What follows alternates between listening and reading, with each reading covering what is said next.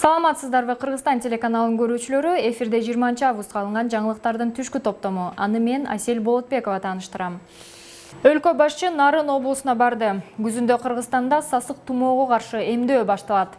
КСДП партиясынын баш сабында кимдер бар? Атлантика океанында 21 миллион тонна таштанды аныкталды. Ушул жана башка жаңылыктар менен алдыда кененирээк тааныштырабыз. Президенттин өлкө аймактарына болгон иш сапары уланууда. Мамлекет башчысы Сооронбай Жээнбеков ушул тапта 2 күндүк иш сапар менен Нарын облусунда жүрөт. Жээнбеков кечээ 19 августта Нарын облусуна болгон жумушчу сапарынын алкагында Кочкор районундагы Сал-М асыл тукум заводунун ишмердиги менен таанышты. Асыл тукум заводунун жетекчиси Саламат Молдокунов аталган ишкана Абердин Ангус породасындагы уйларды, Россиянын асыл тукум жылкыларын жана гисар тукумундагы койлорду өстүрүү менен алектенерин маалымдады. Малдын жалпы саны 600 баштан ашат. Президент өлкөдө мал чарбачылыгынын чоң мүмкүнчүлүктөрү бар экенин, анын натыйжалуу пайдалануу керектигин айтты. Ошондой эле президент алдыда Ат башы, Нарын райондорунун жана Нарын шаарынын аймактарындагы ички жолдорду реконструкциялоо боюнча долбоорлорду ишке ашыруунун жүрүшүн көрүп чыгат. Андан тышкары айыл чарба, кайра иштетүү, ирригация, медицина, билим берүү жана энергетика объектилерин ишмердүүлүгү менен таанышат. Буга чейин өлкө башчысы Ысык көл, Талас, Баткен, Ош жана Жалал Абад облустарында иш сапары менен болгон. Саламаттык сактоо министрлигинин орун басары Нурболот Үсөнбаев брифинг учурунда кечээ Кыргызстанда 1 сутка ичинде 289 бейтеп коронавирустан сакайып, айыккандардын жалпы саны 35.486 жеткенин билдирди. Ал эми 182 киши вирусту жугузуп алып, республика боюнча илдетке кабылгандардын жалпысынан 42.507 жетти. Тагыраагы Бишкекте 23, Ош шаарында 7, Ош облусунда 20, Баткенде 37 учур, Жалал Абадта 44, Нарын аймагында 6, Талас жергесинде 9, Чүй өрөөнүндө 23, ал эми Ысык көл облусунда 13 бейтап катталды. Эми шайлоо участкаларын тактоо үчүн Инфоком мамлекеттик ишканасы иштеп чыккан мамлекеттик каттоо кызматынын кызмат көрсөтүүлөрү мобилдик тиркемесин колдонууга болот. Бул тууралуу мамлекеттик каттоо кызматынын коомчулук менен байланыш бөлүмүнөн билдиришти. Өлкөнү санариптештирүүнүн алкагында жарандарга ыңгайлуу болуусу үчүн мамлекеттик каттоо кызматынын кызмат көрсөтүүлөрүн мобилдик тиркемесинде жаңы функция ишке кирди. Аталган функциянын жардамы менен кыргызстандыктар өздөрүнүн шайлоо участокторунун номерин жана дарегин тактай алышат. Тиркеме Android платформаларындагы смартфондордун колдонуучуларына жеткиликтүү. Ал эми iOS ыкчам тутуму менен болгон телефондордун колдонуучулары үчүн тиркеме кийинчерээк жеткиликтүү болмокчу деп айтылат маалыматта. Жаңы типтеги ооруканалардын курулуш иштери кызуу жүрүүдө. Бул тууралуу Кыргыз Республикасынын Саламаттык сактоо министрлигинин стратегиялык пландоо жана долбоорлорду ишке ашыруу башкармалыгынан билдиришти. Алардын айтымында азыркы учурда жалпы республика боюнча 12 медициналык мекеме курулуп, оңдолуп жана иш багыты өзгөртүлүп жатат. Башкармалыктын адиси Зуура Долонбаеванын айтымында алар Бишкек шаарында 100 орунду, Ош шаарында 100 орунду, Нарын шаарында 70 орунду оорукана. Жандандыруу бөлүмдөрү үчүн жалпысынан 70 орун каралган. Күз-кыш мезгилине даярдык көрүүнүн алкагында 9 медициналык мекеме үчүн масштабтуу оңдоп түзөө иштери жүргүзүлүүдө. Чүй облусунун Токмок шаардык үй-бүлөлүк медицина борборунун имаратында 216 орунду заманбап жугуштуу ооруканалар бөлүмү ачылат. Ал эми Баткен облусундагы үй-бүлөлүк медицина борборунун имаратында 90 орунду капиталдык оңдоо иштери жүргүзүлүүдө. Жана ошондой эле Жалал Абад облусунда 2 имарат инфекциялык оорукана катары өзгөртүлүп жасалууда. Ысык көл облусунда 2 объект, Ош облусунун Кара Суу районунда 1 объект, Талас облусунун Көк Ой айылындагы аймактык оорукананын имараты өзгөртүлүп, кайра жасалууда. Аталган ооруканаларга керектүү медициналык жана медициналык эмес жабдуулардын жалпы наркы эсептелип чыгып, жалпысынан медициналык жабдуулар үчүн 230 миллион сом. Ал эми инфекциялык жугуштуу оорулар бейтапканалары үчүн медициналык эмес жабдууларга 13 миллион сом керектелет.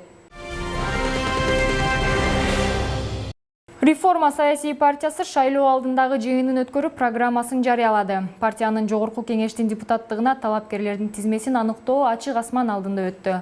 Партиянын төрайымы Клара Сооронкулова болсо, курултайдын төрагасы Эркин Нурбаев, ал эми катчысы Азият Жекшеев болду.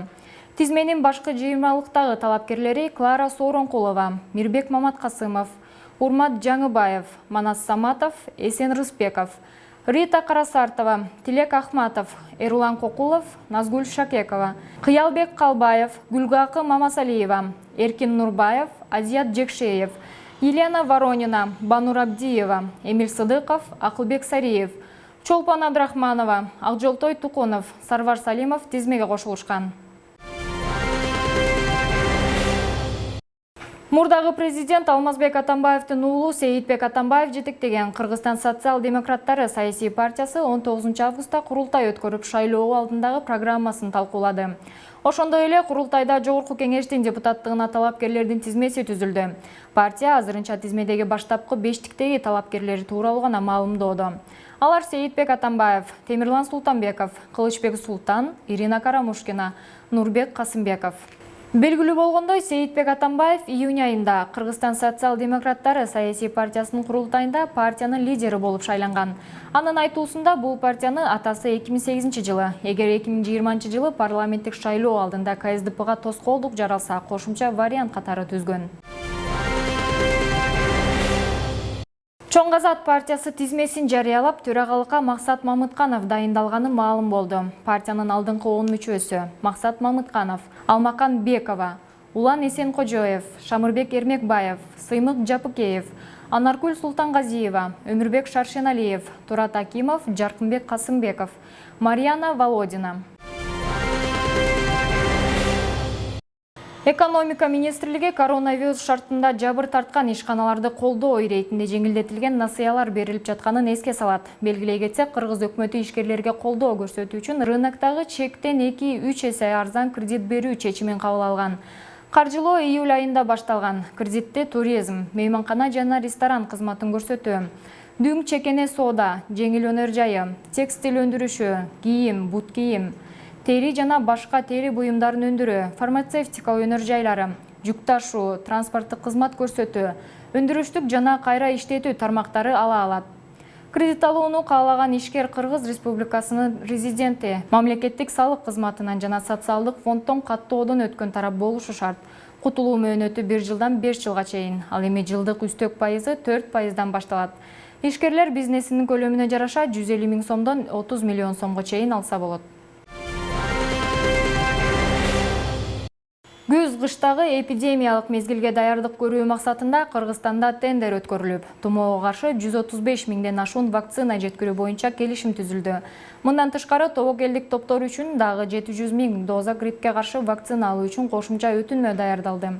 Бул тууралуу республикалык штаб кабарлады. Буга чейин премьер-министр Кубатбек Боронов COVID-19 менен катар башка вирустук инфекциялардын жана сасык тумоонун жайылышын алдын алуу максатында гриппке каршы дарыларды буйрутма берилгенин, күзүндө дарылоо иштери башталарын айткан. Алдыдагы эпидемиялык мезгилге сасык тумоонун этиологиялык түзүлүшү жана жаңы түрлөрүн аныктоо, ошондой эле башка курч респиратордук вирустук инфекцияларды диагноздоо үчүн 1000 даана изилдөөгө реагент жана тест системаларын сатып алууга өтүнмө берилген. Белгилей кетсек, сасык тумоого каршы эмдөө сентябрдын аягында башталат. Биринчи кезекте эмдөөдөн тобокел тобуна кирген медициналык кызматкерлер, өнөкөт оорулары бар жарандар, көп ооруган балдар үйлөрүнүн жана интернат мектептердин тарбиялануучулары, кош бойлуу аялдар, диабет менен ооруган жана 65 жаштан ашкан карылар өткөрүлөт.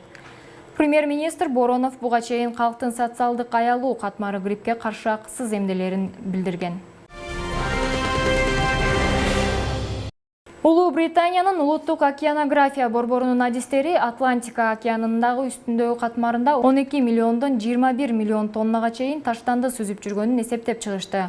Бул тууралуу Nature Communications журналына таянуу менен Известия басылмасы жазды. Окумуштуулардын айтымында бул өткөн жылкыга салыштырмалуу 10 эсеге көп. Изилдөө үчүн Атлантика океанынын ар кайсы аймагынан 200 метрге чейинки тереңдиктен суу алынган. Экспертиза көрсөткөндөй, океандын желимдин 3 түрдө үлгүсү – полиэтилен, полипропилен жана полиэстирол табылган. Буга чейин адистер 1950 жылдан 2015 жылга чейин Атлантикадагы желим таштандыларынын өлчөмү 17 миллион тоннага жетет деп болжошкон. Бирок, жаңы изилдөөлөрдүн жыйынтыгы менен жогоруда көрсөтүлгөн желимдин 3 түрүнөн эле 21 миллион тонна чогулганы белгилүү болду. Изилдөөчүлөр белгилегендей, океандагы желим таштандынын эсебинен эле эмес, синтетикалык кийимдерди жуугандан да чогулган. Анткени океандын кирдешинин дагы бир себеби боек болушу мүмкүн. Адистердин пикиринде, жер жүзүндөгү океандарда 200 миллион тоннага чейин желим таштанды бар. Ушуну менен түшкү жаңылыктардын аягына чыкты. Кийинки көрүшкөнгө чейин сак саламатта туруңуздар.